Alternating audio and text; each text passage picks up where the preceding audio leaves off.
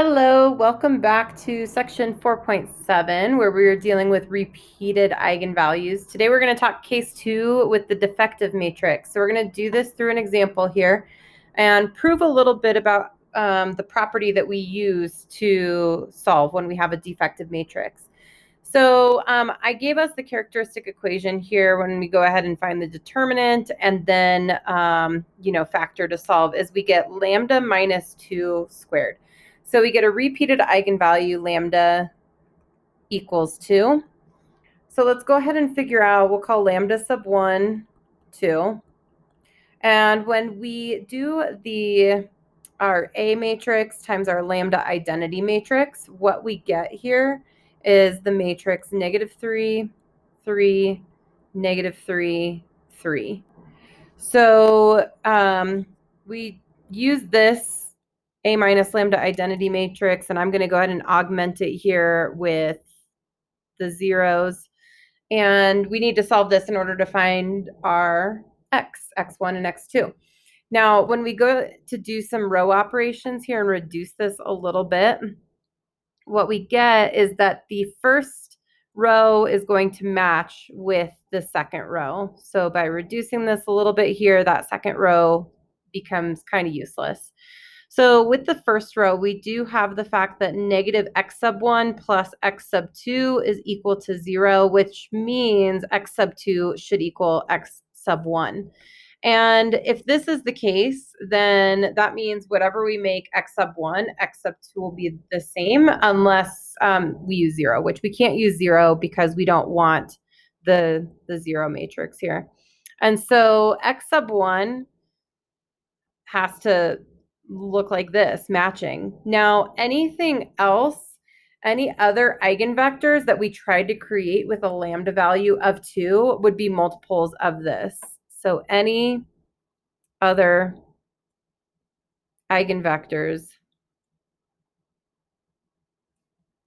would be a scalar multiple. That means that those eigenvectors are not linearly independent. And that's a problem. We said that we can use the method that we use with case 1 as long as they are linearly independent, and that is not the case here. So we call this a defective system. And if we remember what we did with repeated roots in the past, we used the fact here that to find our solution for y2, we essentially take and multiply by this factor of t. So we're going to use that fact here a little bit. And we're going to go ahead and assume that in our vector equation here, that y sub 2 is equal to t times what we got for our first eigenpair solution plus e to the lambda t times some second eigenvector. What we're going to do to kind of simplify this a little bit is let's go ahead and factor out the e to the lambda t. This then, kind of looks like multiplying just that extra factor of t through. Okay, now this will make it easier because what we're going to do is we're going to prove the property that we use here by doing a little substitution to show that y sub 2 is in fact a solution. So if I go ahead and differentiate y sub 2, we are going to get the product rule. So lambda e to the lambda t, if I take the derivative of the first piece there,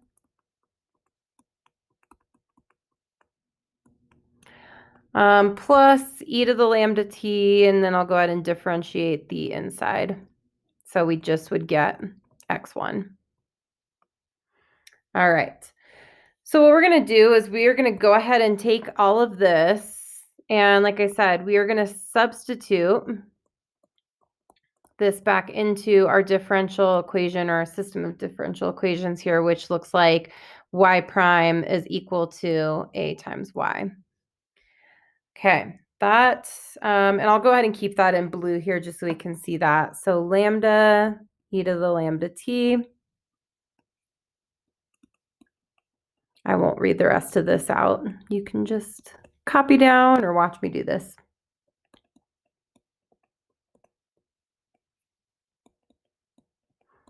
Okay, so there's y prime, and we're saying that is equal to a times y, which would be what we started with up here for y sub 2. And I'm going to bring out I'm going to use this form over here where I factored out the e to the lambda t.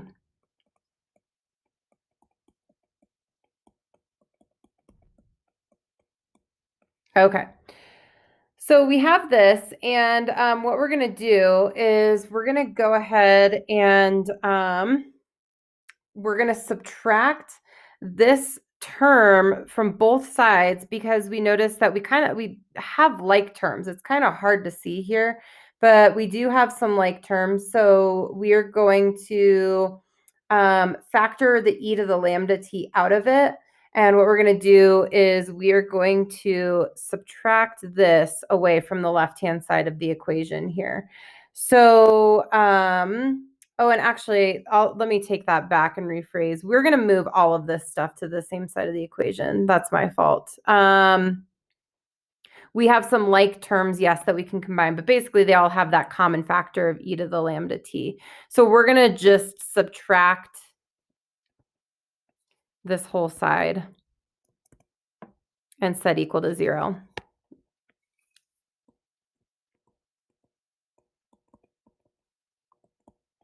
Okay.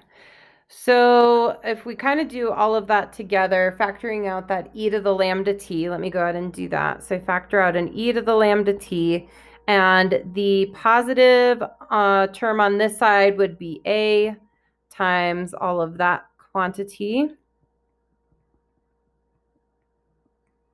And then we would have a negative, this term right here, e to the lambda t factored out would make that negative x sub 1 eigenvector. And then this whole term would also be negative. Factoring out that e to the lambda t would give us lambda times that whole quantity.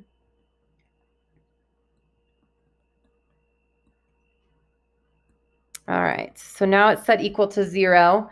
And this is the part here where we're going to go ahead and we're going to combine like terms. And the reason that we do have like terms is where that extra factor of t comes into place versus where it doesn't come into place. So we're going to have this e to the lambda t still outside.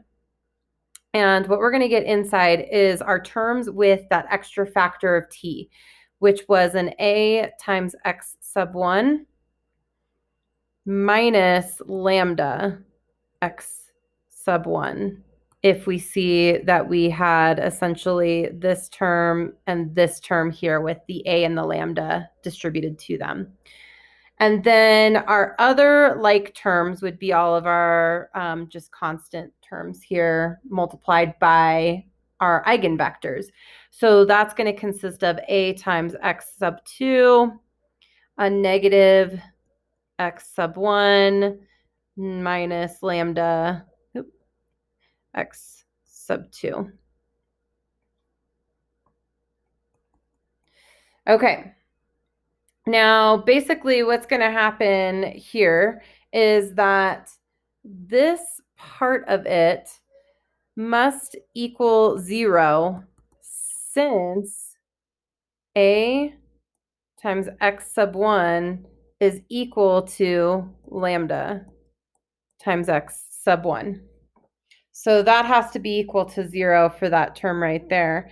And then what's going to happen here is this whole thing must also equal 0 since we want to make sure that it's true that e to the lambda t that's out here is not equal to 0. And that follows that property that e to the lambda t cannot be equal to 0. So what we're going to do is we are going to actually take this second piece of it where a times x sub 2 minus x sub 1 minus lambda x sub 2 is equal to 0.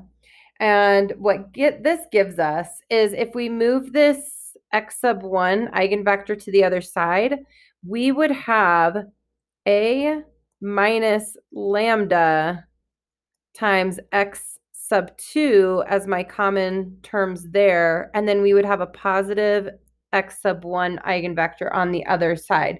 So what we're going to do is we are actually going to slip in, if this is a minus lambda, we're going to make this a minus lambda identity, and we're going to use this property here to actually find x sub 2. So instead of setting equal to 0, which was not helping when we set equal to 0, that was not giving us linearly independent eigenvectors, we're actually going to be able to set this equal to what we got for our first eigenvector, x sub 1. And if you notice, this side of that equation looks the same as what we've been doing to find our eigenpairs previously. So we're going to go ahead and return to the problem that we were doing right before this. And since we found that lambda sub 1 lambda sub 1 when it equaled to gave us this eigenvector here, and now using this new property that we can actually set it equal to that eigenvector that we found, we're going to go ahead and solve. So my A minus lambda identity matrix is going to be the same as what we used above. That was that negative 3, 3, and negative 3, 3. That instead of augmenting with 0, we are going to augment with what we found for x sub 1 right here. Okay, so that I could do some row operations to simplify, but it gets me into fraction form. So I'm just going to go ahead and come over here and say this means that negative 3x1 plus 3x2 is equal to 1, which is enough new information to help me find a different eigenvector, a linearly independent eigenvector. So what we can do, and now I'm going to give you an eigenvector where I did get a fraction. If you wanted to try and get this where there were no fractions, absolutely, you're more than welcome to. I just said if I set x sub 1 equal to 0, then x sub 2 would be equal to 1/3. And then I get a linearly independent eigenvector for x sub 2 that looks like this. Okay. Now, once we find that linearly independent eigenvector, we plug it into our general solution here, which before looked just like this. So that's still the same, c sub 1 times y sub 1 plus c sub 2 times y sub 2. Keeping in mind, though, now that y sub 2 looks like this, where we get a repeated eigenvector with a defective matrix. Okay, so this is specific, very specific to this type of problem. So what we got for y is we get c sub 1 e to the lambda t, which was 2t times our eigenvector, which was 1, 1, plus c sub 2 times this full version of my y sub 2 solution, which is t e to the lambda t times what we found for our first eigenvector. Okay, so that extra factor of t goes with that repeated non-linearly independent eigenvector.